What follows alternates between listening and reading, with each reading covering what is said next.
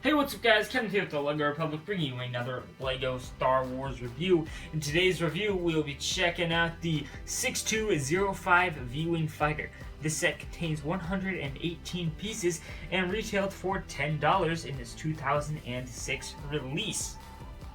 This video is made possible because of my good friend Jack. We have quite the kind of partnership going here, so if you'll check out his link in the description below.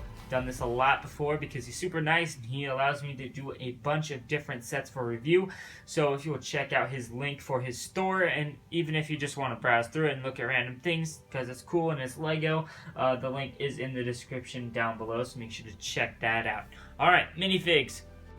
The one full figure here, the clone pilot, looks very interesting. It's not a usual clone pilot that you would see nowadays. It's just the older version. It comes with that old clone Phase 2 helmet, which they've kind of done some very interesting and unique markings on, and the black head underneath. You'll see a nice torso print on the front, but no leg printing, no arm printing, and it actually does have back printing, so that's pretty nice. You'll see the little like suspenders looking things on there. Of course no back face because it is just a black face. That kind of rhymed. But yeah, nice figure. I really like good classic figures like the Clone Pilot. And this figure is amazing. The complexity of this build is, just astounding and beyond me. The fact that they were able to create this astromech head. It's a very complicated build. You have the head of the astromech, and then you attach the stud on the top to give it a stud on the top of an astromech head look, which is just so brilliant. I think it's awesome. It's such an amazing build.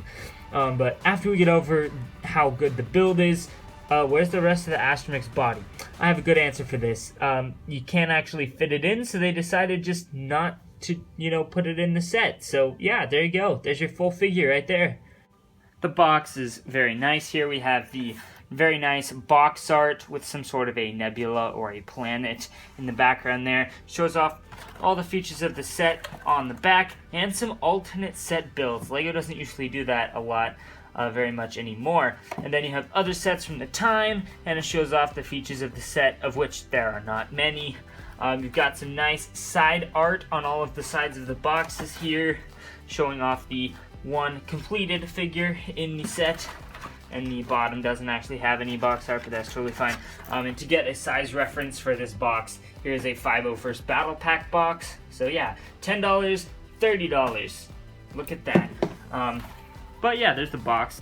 With that out of the way, we can take a look at the build here, and you'll see that it is quite small, but that is to be expected from a $10 set. This was the Micro Fighters back in 2006. I mean, that's quite a lot of pieces for a Micro Fighter. It's about the same, well, maybe like 20, 30, 40 pieces more than the average Micro Fighter, but still a lot of these pieces are very big. There's a lot of these panels and plates and things which are at least like 1x4s or have at least like 4 studs on most of them, if not more, so that is pretty awesome. So you're actually, even though it's 118 pieces, you're still getting a very substantial build. I don't actually see any studs on this thing anywhere, except for the one stud that you put on the astromech droid. Speaking of the astromech droid, there's a place for him right here. You can sit him. You can just stick him on there, and then fold these things down. I think that's how this is supposed to go, like that. Yep, just like that. And he can't actually move or anything. That's a bit sad. You can pull this cockpit off and take your pilot minifigure and drop your pilot in there. He can't actually sit as far back as you would think. You think he can, sit that far back, but he actually can't because you have to have this piece that goes in there. The old cockpit piece, which I actually like. I rather like that piece, but yeah. There's a giant gap between the cockpit piece and the side here, so, that's something LEGO probably wouldn't do today, but in 2006, I suppose that was standard just from all the source material that I've seen. One thing that I like about this V-Wing is it does have the ability to go in this, and it looks like a Darth Maul Sith Infuriator in my opinion. I don't know if I said that word right. I don't really know how to say the name of Darth Maul's ship, but you know Darth Maul's ship. It kind of looks like it, does it not? Right? You've got these guns here, and I don't know, just like a bunch of stuff in the back and the small front here. You've got the landing gear, which is just made out of, you know, plates, so you can actually just land it or fly it whenever you want. There's nothing you have to deploy, which is kind of actually really nice. I really like that. But yeah, and then it's super easy to actually fold it into the, you know, what is considered the proper position for these kind of things. So yeah, when you fold it open like this, I believe something along these lines is the standard acceptable way to do it. Now I suppose you could, you know, fold these up a little if you wish, but I'm pretty sure the box says that they should stay there. I'll leave them like this because why not? You'll see on some V-Wings that they actually just like fold like this, but this V-Wing does not have that function, so these are just going to stay there the entire time, which is completely fine. And you could technically take them and put them in the opposite direction, but these red pieces here would interfere with the ground and your landing gear, so it would basically be like that, kind of. So yeah, on the back you'll see a nice Republic logo and some nice jets, but the thing about the jets is they're just attached with this black piece here and this little Technic pin, and so they're pretty easy to come off, so that's not a very good part about the ship, but it is, I guess, standard 2006 design. Really great set.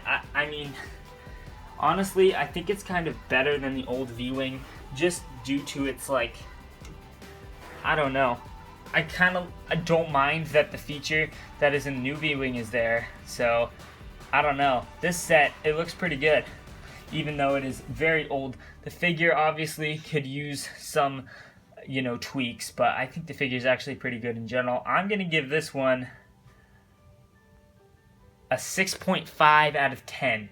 I think it is pretty terrible, but for that price of $10, basically, would you want a microfighter or do you want one of these? I could go grab a microfighter right now. Let's see, is there a random microfighter?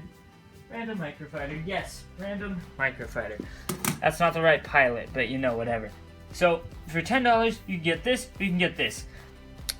Yeah, point proven. Thank you all for watching. I hope you enjoyed. This is Kenneth from the LEGO Republic. 6.5 out of 10. I would go with this one.